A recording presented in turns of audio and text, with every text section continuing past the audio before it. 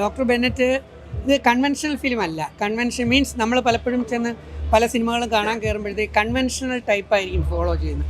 പക്ഷേ ഇത് കൺവെൻഷനല്ല, ഇത് വ്യത്യസ്തമായ പ്രമേയമാണ്. പ്രമേയത്തിൽ ഒരുപാട് വ്യത്യസ്തതയുണ്ട്.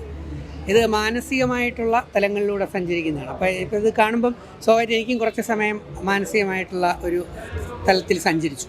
അപ്പോൾ സ്വാഭാവികമായിട്ട് എന്തുകൊണ്ടാണ് ചില ആത്മഹത്യ ചെയ്യുന്നത് നമ്മളിത് കാണുമ്പോഴത്തേക്ക് ഉറപ്പായിട്ട് മനസ്സിലാവും. മനസ്സാണ് പ്രധാനം, യാതൊരു സംശയമില്ല. മനസ്സിനെ ബാലൻസ് ചെയ്ത് നിർത്താൻ കഴിവുള്ളവർ ലോകം കീഴടക്കും.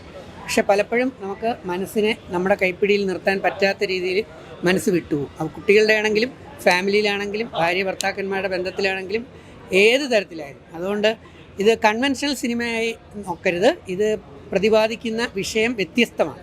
ഒരു വ്യത്യസ്തമായ വിഷയം വ്യത്യസ്തമായ രീതിയിൽ പ്രതിപാദിച്ചിരിക്കുന്നു. അപ്പോൾ നമ്മൾ കൺവെൻഷണൽ ഉള്ള സിനിമ പോലെ നമ്മൾ കാണാനായിട്ട് ഇരുന്ന് കഴിഞ്ഞാൽ അയ്യോ ഇതങ്ങനെയല്ലല്ലോ എന്ന് തോന്നും. പക്ഷെ നമ്മൾ ഇതിൻ്റെ കൂടെ സഞ്ചരിക്കണം, നമ്മുടെ മനസ്സിനെയും കയറ്റി വിടണം. മനസ്സിനെയും കയറ്റി വിടുമ്പോൾ ഇത് ഇന്നുവരെ ഇറങ്ങിയിട്ടില്ലാത്ത ഒരു പുത്തൻ തലത്തിലുള്ള ഒരു സിനിമയാണ് ഡോക്ടർ ബെന്നറ്റ് എന്ന് മനസ്സിലാവും.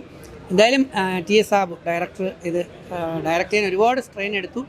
കൂടാതെ എല്ലാവരും ഭയങ്കരമായിട്ട് പെർഫോം ചെയ്തിട്ടുണ്ട്. എന്ന് വെച്ചാൽ മാനസിക തലത്തിൽ പെർഫോം ചെയ്യുക എന്ന് പറയുന്നത് ശരിയല്ല, നമുക്ക് പക്ഷേ എത്ര എളുപ്പം പറ്റത്തില്ല. ശാരീരിക തലത്തിൽ നമുക്ക് സംഘടനകളും അതും ഇതുമൊക്കെ പറയാം, ഡയലോഗുകൾ തകർത്ത് പറയാം.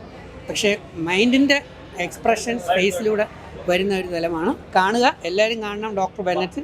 വ്യത്യസ്തമായ പ്രമേയം, പ്രത്യേകിച്ച് ഫാമിലിയായിട്ട് തന്നെ കാണണം, കുട്ടികളും കാണണം. ഓക്കെ, ഞാനൊരു വേഷം ചെയ്തിട്ടുണ്ടായിരുന്നു, നിങ്ങൾ കണ്ടോ? എങ്ങനെയുണ്ടായിരുന്നു? സീൻ ഒറ്റ ക്വാർട്ടർ സീൻ ആണെങ്കിൽ പോലും നാച്ചുറൽ അല്ലായിരുന്നോ? ഇഷ്ടപ്പെട്ടോ? നന്നായി ചെയ്തോ ഇല്ലേ? ഉറക്കെ പറയടേ. Thank you, love you, all the best. Thank U.